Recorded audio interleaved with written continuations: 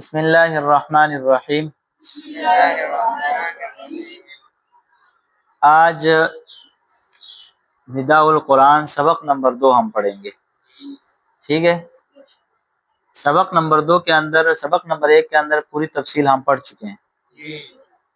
سمجھ آ رہی کہ مفردات کسے کہتے ہیں، اس کے اندر موٹے حروف کتنے تھے، باریک حروف کتنے تھے، کیا ہوا تھا کیا نہیں ہوا تھا، پوری تفصیل جو ہے وہ پچھلی ویڈیو میں موجود ہے۔ اب دوبارہ ہر ویڈیو کے اندر دوبارہ کرنا بھی اچھا نہیں ہے، سمجھ آ رہی ہے۔ تو ایک چیز تھی وہاں مفردات، یہاں پر مرکبات۔ سبق نمبر 2 کا کیا نام ہے؟ تو اب ہمارا بحث جو ہوگا وہ اس سے ہوگا کہ یہ مفردات کے مقابلے میں مرکبات کیوں آئی ہیں، دونوں کو تھوڑا سا ہم وضاحت کریں گے، باقی ساری چیزیں آپ کو آتی ہیں۔ مفردات کہتے ہیں اکیلے حروف کو، آسان الفاظ میں مفرد اکیلے کو کہا جاتا ہے۔ تو اب دیکھو مفردات کے نیچے الف با تا سا جیم لکھے ہوئے ہیں، یعنی مفردات زیادہ ہیں تو جمع لے کر آئے ہیں، ٹھیک ہے۔ اور ایک کو کیا کہتے ہیں؟ مفرد۔ اگر اس کو میں ہٹا دوں، ادھر با لکھ دوں تو یہ بھی کیا ہے؟ مفرد۔ اگر اس کو بھی ہٹا کے نا میں یہاں پر کیا لکھ دوں؟ جیم لکھ دوں، یہ بھی کیا ہے؟ اس کو میں ہٹا دوں، مثال کے طور پر کاف لکھ دوں تو یہ کیا ہے؟ یعنی کہ سنگل حرف کو مفرد کہا جاتا ہے۔ اس کے مقابلے میں مرکبات ہیں۔ یہاں میں نے 2 جملے لکھے ہیں، یہاں پر ایک لکھا ہے، یہ دیکھو نا، یہاں پر صاد میم دال ہا میم دال 2 لکھے ہیں، تو یہ مرکبات ہیں۔ مرکبات کا مطلب 2 سے زیادہ حروف جب ملتے ہیں تو ایک مرکب بنتا ہے۔ تو اب یہ 2 سے زیادہ حروف ملے ہیں، ایک مرکب، یہ 2 سے زیادہ حروف ملے ہیں، دوسرا مرکب۔ تو مرکبات کے نیچے میں جمع لے کر آیا، مرکبات زیادہ ہیں تو اس لیے ان کو مرکبات کہا جاتا ہے۔ اگر ایک ہوتا تو پھر ہم اس کو کیا کہتے ہیں؟ مرکب۔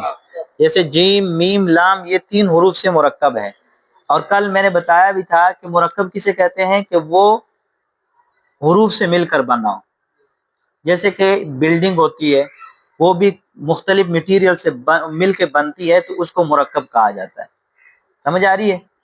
اسی طرح ہر چیز، چائے کی مثال بھی میں نے دی تھی کہ چائے بھی مرکب ہوتی ہے، کتنے چیزوں سے مرکب ہوتی ہے؟ 4 چیزوں سے۔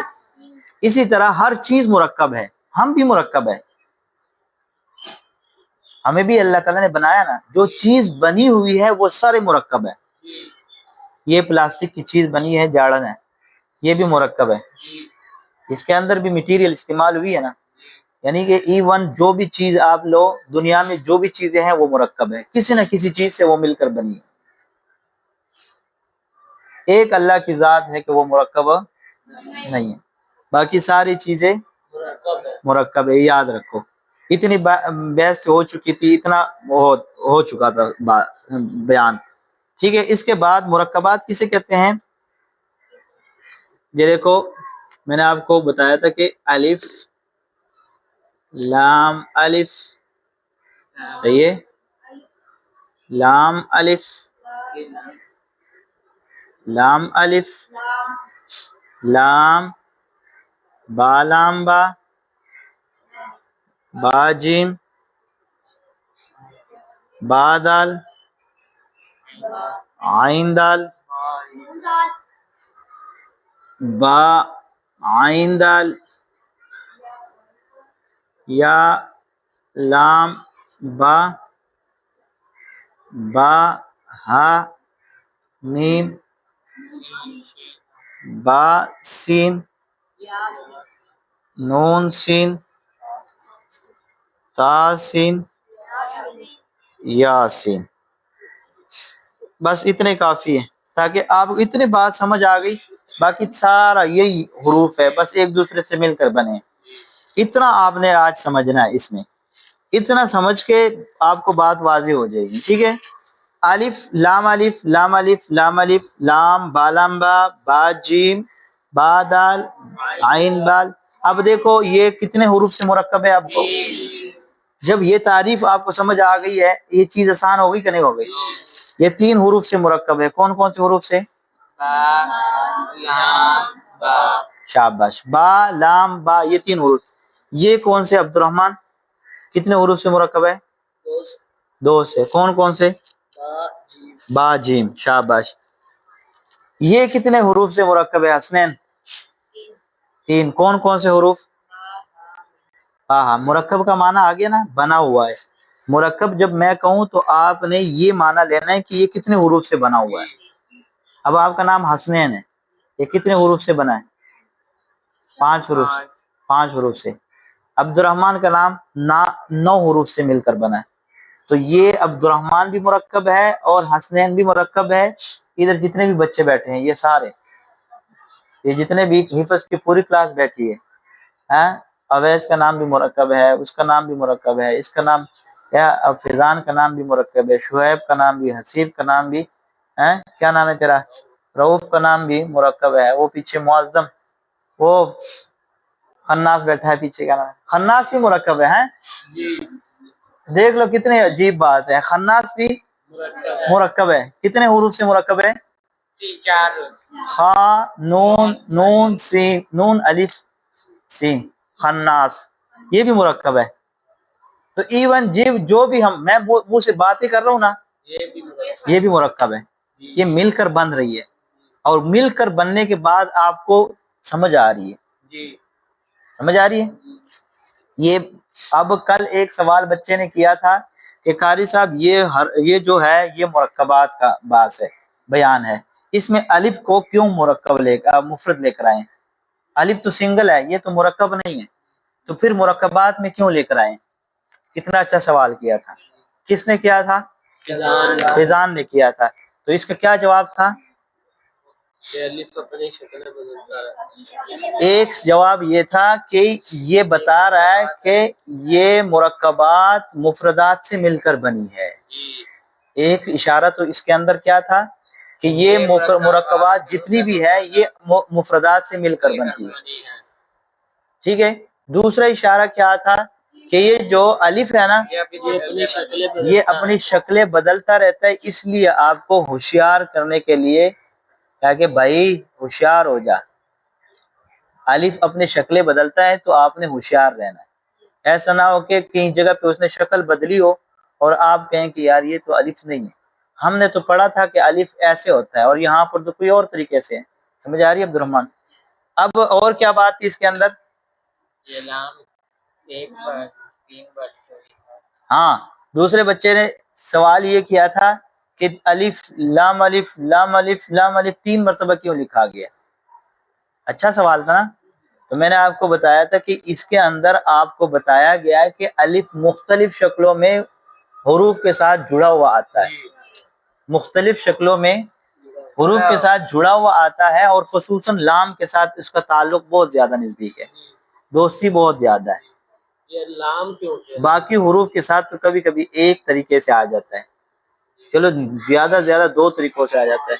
और अब्दुर्रहमान लाम के साथ उसकी दोस्ती और ज्यादा गहरी है, तो इस वजह से अलिफ मुख्तलिफ शक्लों में आता है। बस इतना सबक काफी है। ये लाम क्यों अकेला लिखा हुआ है? लाम अकेला क्यों लिखा हुआ है? ये भी अच्छा सवाल है, गुड। लाम अकेला क्यों लिखा हुआ है? लाम अकेला इसलिए लिखा हुआ है कि भाई आपने पीछे मुफरदात की तख्ती पढ़ी है, कोई बात, मुफरदात की तख्ती पढ़ी है आपने, वहां पर लाम की शक्ल ऐसी थी, आपने ऐसे पढ़ ली है, तो आप ऐसा ना हो कि आप भूल जाए, वो पिछला वाला लाम भूलना नहीं, उसने आपको याद दिलाने के लिए फिर लेकर आए कि भाई ये लाम है, ये कभी इस शक्ल में आता है, कभी इस शक्ल में आता है, कभी इस शक्ल में, लेकिन असल शक्ल बच्चे को कंफ्यूज नहीं होने दिया उसने कि कभी ये इस तरह भी आता है। अब आप कहेंगे कारी साहब ये कौन सा लाम होता है? ये कोई लाम है? तो मैंने आपको बताया था कि मुरक्कबात के अंदर मुफरदात की शक्लें क्या हो जाती है? तब्दील हो जाती है, चेंज हो जाती है। शाबाश। मुरक्कबात को मुरक्कबात के अंदर जब मुफरदात को लेकर आते हैं, तो कल मैंने आपको बताया था कि आइन है, जब इसको शुरू में लेकर आएंगे तो इसका ये मुड खत्म हो जाएगा, आइन दाल बन जाएगा। अगर इसको दरमियान में लेके आएंगे तो फिर इसका شکل اور بھی بدل جائے گی. وہ جو اس کا جس کی چونچ تھی وہ بھی ختم ہو گئی, منہ ایسے کھلا تھا نا وہ بھی ختم ہو گیا. سمجھ آ رہی ہے؟ تو اپنی شکلیں مختلف بنا لیتا ہے مرکبات. تو یہ تو تختی میں نے کل یہ بھی بتایا تھا کہ مرکبات کو لانے کا مقصد یہ ہے سبق قاعدے کے اندر, تاکہ تمہیں پہچان ہو جائے کہ حروف مفردات جو ہے یہ اپنی شکلیں بدلتے ہیں. کبھی یہ اس صورت میں آتا ہے, کبھی کسی صورت میں آتا ہے, کبھی کسی صورت میں آتا ہے, تو تبدیل ہوتے رہتے ہیں. بس اتنا یاد رکھنا ہے کہ مفردات مرکبات کے اندر تبدیل ہوتے رہتے ہیں, شکلیں ان کی چینج ہوتی رہتی ہے, شیپ ان کی بدلتی رہتی ہے. لام ہے, یہ دیکھو لام ہے, لام لے لو, اس کے دو مثالیں چلو دے دیتا ہوں. ایک لام ہے, عین ہے, جیم ہے. یہ لام ہے, لام با, لام با. اب دیکھو یہ با کی بھی شکل شروع میں بدل گئی ہے, لام کی بھی شکل بدل گئی. حالانکہ لام کی شکل کیسی تھی, یہ ہے, یہاں پر کیسی ہے. اب عین کی مثال لے لیتے ہیں. عین کی مثال شروع میں ایسے آتا ہے, یہ نیچے والا حصہ ختم ہو گیا. مرکبات بنے ہیں دو سے زیادہ حروف, دو یا دو سے زیادہ حروف. اب اس عین کو ہم درمیان میں لے کر آتے ہیں تو کیا بن گیا, اخیر میں لے کر آتے ہیں